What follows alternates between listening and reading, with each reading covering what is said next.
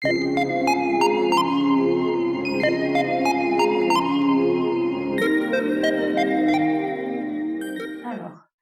bonjour Christelle. Bonjour Charlène. Alors aujourd'hui, bienvenue sur la chaîne de Lida Interview et aujourd'hui, j'ai décidé de te mettre en lumière. Merci. Alors, dis-nous qui tu es.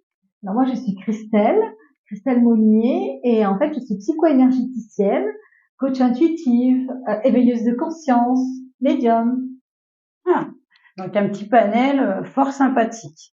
Alors aujourd'hui, j'aimerais que tu me présentes un petit peu ton parcours en quelques mots, Ok. de tes débuts jusqu'à maintenant, si tu as fait une reconversion ou pas.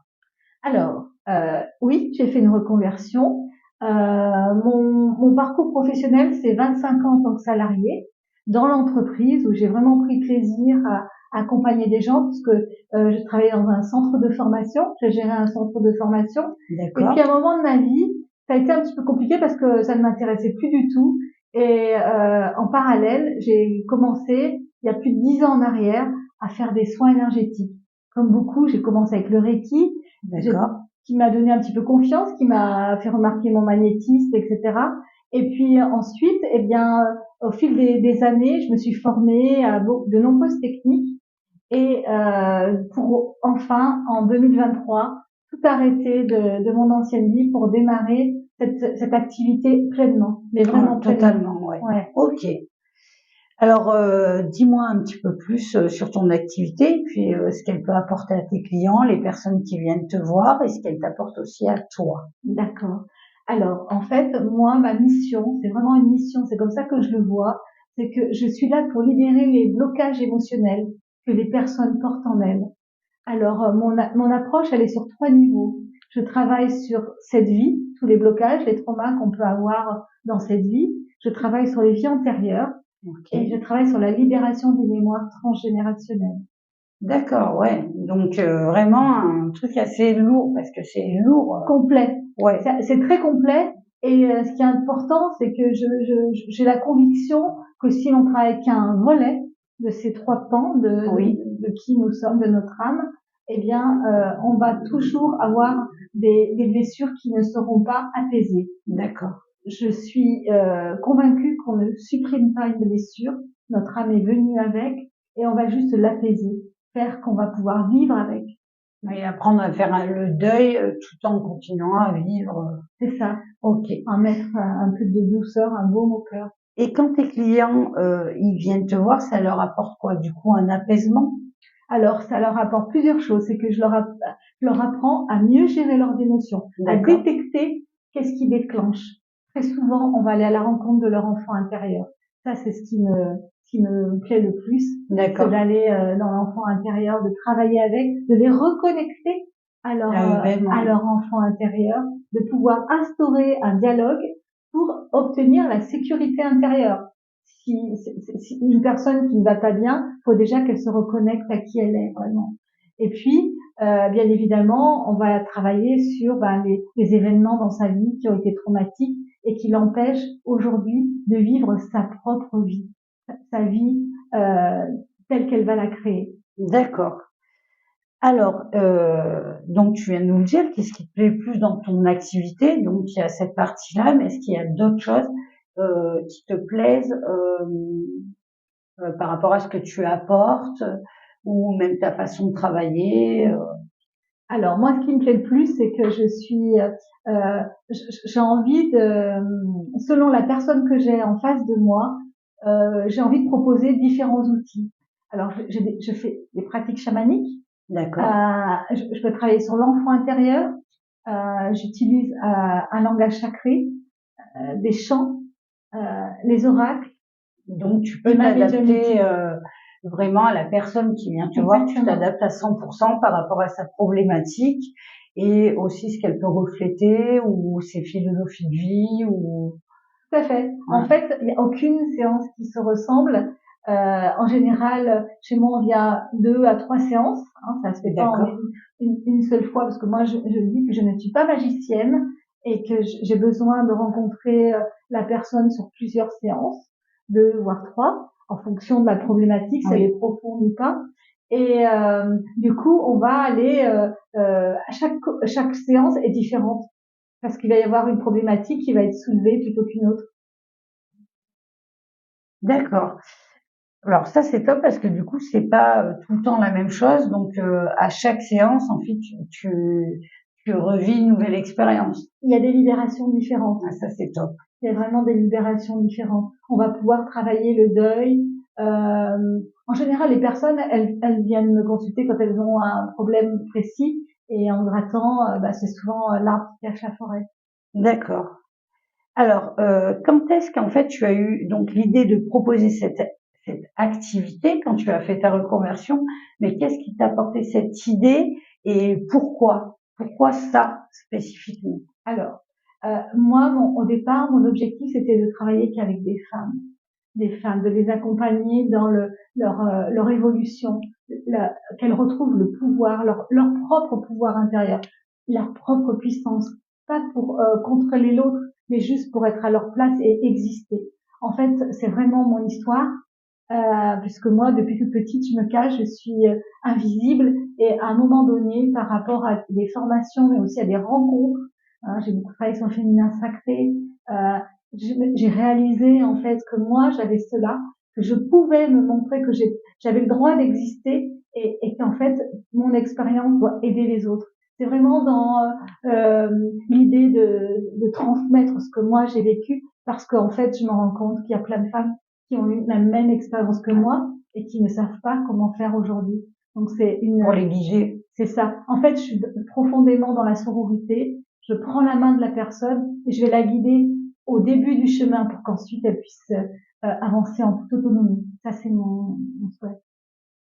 Alors, quels ont été les moments les plus difficiles dans l'année de ton lancement? Alors, c'est un peu la petite question qui peut fâcher, mais là où tu as vraiment eu des grosses difficultés quand tu t'es lancé au tout début.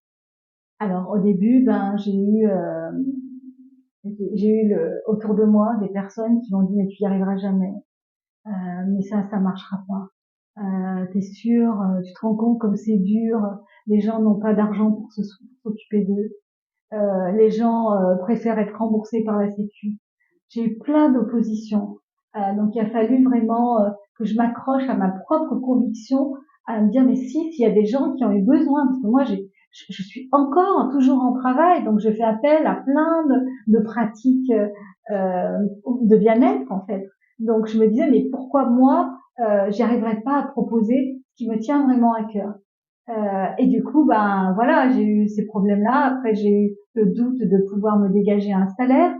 Et ça, c'est extrêmement stressant Oui. quand on se lance. Et ce qui est vraiment regrettable, c'est quand on démarre une activité, il y a le stress du financier qui vient mettre en doute notre alignement. Moi, le mien, il est ferme, j'ai cette sécurité intérieure. Je sais que je suis là et que c'est juste, cette mission, elle est juste. Mais il y a des fois, bien sûr, où j'ai douté et financièrement, où j'ai dû rentrer dans mes économies parce que j'avais pas le choix. C'est un investissement. Mais c'est ça. Je savais pourquoi je le faisais et je le fais encore. Hein, donc c'est tout un parcours et qui aussi m'apprend. Alors ça, ça a été très difficile au début, mais maintenant je comprends que ça fait partie du chemin. Et est-ce que tu es encore en sécurité? Est-ce que tu es capable de te donner cette sécurité quand autour de toi, à l'extérieur de toi, il y a encore des impacts qui peuvent ébranler tes certitudes? Ça me teste sur mes certitudes, ça me teste sur mes convictions, ça me teste sur mon envie vraiment profonde de t'accompagner, que ce soit maintenant femme et homme. En fait, tu vis ce que tu apprends aux gens, en fait. Oui, j'ai partagé plein d'étapes, j'ai traversé plein d'épreuves dans ma vie, et aujourd'hui, je suis tellement sereine que je peux montrer que c'est possible la résilience, que de faire quelque chose de moche, de dur, qu'on rencontre dans sa vie, de pouvoir en faire un cadeau. Et ce cadeau, je me le suis offert, mais je l'offre aussi aux autres. Ah, c'est beau. Alors, quelles ont été tes plus belles victoires et tes plus beaux moments depuis que tu t'es lancée dans cette activité? Alors, en fait, mes plus beaux moments, c'est quand je vois une personne qui arrive en détresse, qui pleure, qui est vraiment mal, qui sait pas pas quoi faire de sa vie, qui voit qu'elle a des problématiques, et puis qu'en fait, quelques séances plus tard, je la vois sourire et elle est prête à avancer sur son chemin en autonomie. Ça, c'est mon cadeau. Ouais. C'est vraiment ce qui me dit que mon travail sert à quelque chose. C'est vraiment le plus beau cadeau qu'elles m'offrent, ces femmes. C'est vraiment de la co-création. Moi, toute seule, je peux pas tout faire. Oui. C'est parce qu'elles viennent, elles ont la volonté de se transformer, elles ont la volonté de connecter à la joie. Ça, c'est vraiment moi ce qui m'anime, c'est de passer de la souffrance à la joie. Et c'est possible. C'est juste qu'à un moment donné de sa vie, on a des doutes et qu'il faut trouver une personne qui sera capable de mener, d'amorcer le chemin, le chemin de liberté. Ouais. Ah, c'est beau, et du coup, oui, c'est vrai que tu as un résultat concret quand tu peux voir les petites étoiles dans les yeux de ces femmes-là et de voir que tu as pu résoudre leurs problématiques et à elles leur ouvrir le champ des possibles. Ça, exactement. Je pratique le scan énergétique qui est, je regarde la personne et je vais détecter là où il y a les énergies bloquantes. Et aussi, je travaille sur les potentiels de cette personne. Et ces potentiels, ils sont probablement bloqués parce qu'elle a des blocages émotionnels. Donc, si on travaille sur les blocages émotionnels, elle accède en toute conscience à ses potentiels. Et ça, pour moi, c'est magnifique. Alors, est-ce que tes projets, au départ, ont été inspirés donc par une tierce personne ou par un constat, toi, personnel que tu as pu faire, comme tu as pu nous dire en début d'interview? Effectivement, moi, c'est de mon parcours personnel, des embûches que j'ai pu rencontrer, des personnes que j'ai pu rencontrer. Donc, c'est un mélange de tout ça, mais c'est aussi, j'ai fait des formidables rencontres qui m'ont montré qui j'étais vraiment, et de ça, j'en ai puisé des forces et des convictions. Ouais, ça t'a inspiré du coup pour créer mon propre espace, monter mon cabinet et être en joie de pouvoir proposer un espace d'écoute, parce que vraiment, j'ai à cœur d'être au service de l'autre. Ok. Alors, quels sont tes premiers retours, les tout premiers retours ou tes premiers retours de tes clients suite à tes séances? Alors ça date maintenant, les premières séances. En fait, c'était une première séance, c'était quand même quelque chose de spécial pour moi, aussi bien que pour la personne, parce qu'en général la personne, elle sait pas trop ce qui l'attend chez moi en fait. Derrière psycho-énergéticienne, il y a plein de choses qui se passent, aussi bien on échange, mais dans l'énergie. Je fais des soins énergétiques, je libère les émotions par l'énergie et les énergies cristallisées. Et du coup, j'ai eu des retours qui étaient assez surprenants parce qu'elles s'attendaient pas du tout au travail que je leur ai proposé dans mes séances. Quand je commence à passer mes mains, à sentir, à poser mes mains sur elles et qu'elles sentent les frissons. Au départ, elles sont là un petit peu, elles étaient là en observation. On va tester un nouveau truc. Et en fait, elles ressentent dans leur corps, et ça, c'est les retours qu'elles m'ont fait. Elles ne pensaient pas pouvoir réagir, ressentir autant. Donc des retours plutôt positifs. Oui, bien sûr. Et oui, ouais. Ouais. Ah, ça c'est bien. En tout cas, j'ai eu beaucoup de retours de mes soins sur mon site Google My Business. Et vraiment, je suis heureuse de voir qu'elles sont toutes en transformation positive. Donc c'est un beau cadeau qu'elles te font aussi par rapport à tes séances, et tu vois que ça a servi. Tout à fait. Ah oui. En fait, je crois que l'objectif majeur, c'est d'être au service de l'autre, donc de l'accompagner, de l'aider. Oui, ouais. Alors, les dernières petites questions, donc quels sont les objectifs du coup pour l'année à venir? Alors, ils sont nombreux, mais mon principal objectif aujourd'hui, c'est de travailler avec les animaux. Alors, je travaille déjà avec les animaux avec la biokinésio, mais là, j'ai étendu mes prestations et je fais de la communication animale, mais aussi j'accompagne le propriétaire et l'animal, parce que pour moi, le principe, c'est que l'animal est le miroir de l'homme. Oui. Et je le constate constamment. J'étais encore hier auprès d'un cheval dans un refuge, parce que je travaille aussi dans les refuges, et principalement avec les chevaux, mais les chiens et chats également, qui viennent me chercher. Et ça, c'est un projet que j'aimerais vraiment développer. Et dans l'idée, ce serait que au milieu de cette année ou fin d'année, je puisse proposer un cheval thérapeute pour accueillir les personnes qui viendraient découvrir le cheval dans sa toute puissance, dans sa magnificence. Et puis en plus, c'est des animaux qui sont très sensibles. Tout à fait. C'est pour ça que ils m'ont touché au cœur. Moi, il faut savoir que les chevaux sont mes enseignants, ce sont mes guides.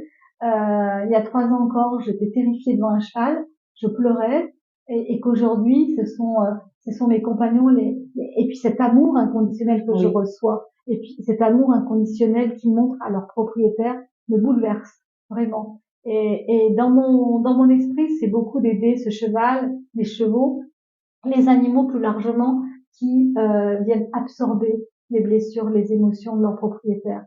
Ils peuvent avoir une belle vie et le propriétaire a le droit d'avoir une belle vie. Et c'est de remettre cette harmonie, cette énergie positive entre les deux. Les relier. Oui, tout à fait.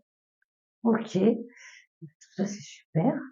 Et moi, ce que j'aurais voulu savoir, c'est est-ce que tu as un message à faire passer ou pour dire aux gens, n'hésitez pas à venir dans mon cabinet ou autre.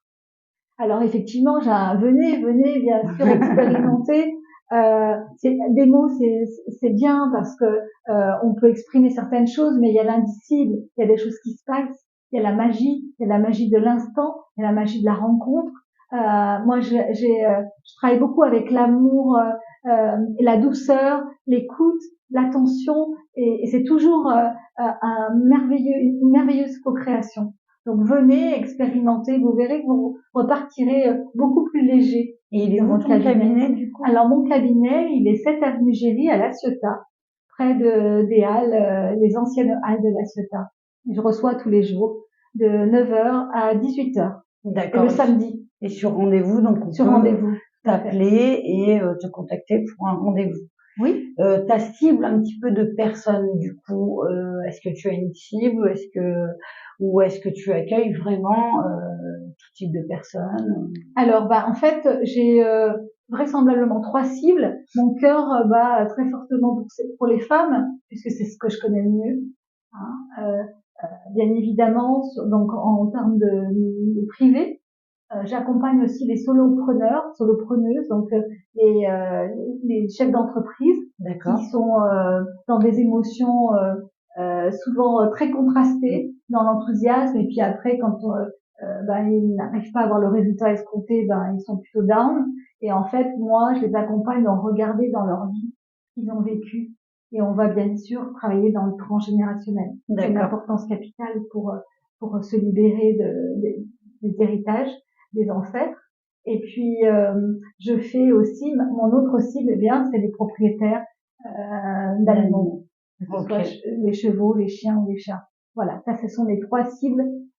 Et pour les animaux, tu te déplaces du coup. Alors oui, évidemment que pour les chevaux, je me déplace. Pour les chiens, chats, c'est principalement sur photo que je travaille. D'accord. Le cheval, c'est à la demande. Si le propriétaire le souhaite, je me déplace dans un espace dans la région. D'accord. Voilà. Ok, super. Je te remercie Christelle pour cette belle présentation. Merci, Charles. Et on aura donc l'occasion de se revoir du coup sur place, justement sur les chevaux. Ah oui, avec grand plaisir. Voilà. Merci Charles. De rien. Merci à toi Christelle. À bientôt. À bientôt. Vraiment, merci.